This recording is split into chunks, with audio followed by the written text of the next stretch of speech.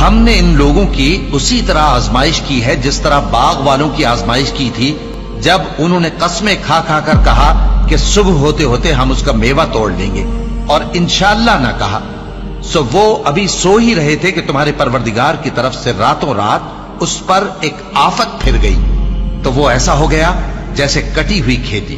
پھر جب صبح ہوئی تو وہ لوگ ایک دوسرے کو پکارنے لگے کہ اگر تم کو کاٹنا ہے تو اپنی کھیتی پر سویرے ہی جا پہنچو.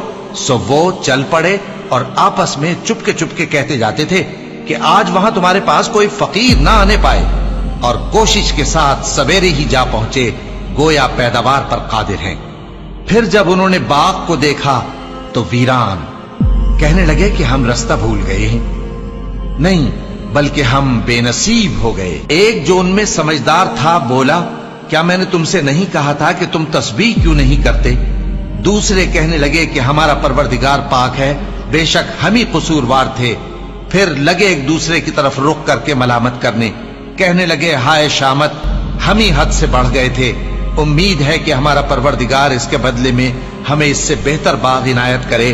ہم اپنے پروردگار کی طرف رجوع کرتے ہیں. دیکھو عذاب یوں ہوتا ہے اور آخرت کا عذاب سب سے بڑھ کر ہوگا. کاش یہ لوگ جانتے ہوتے.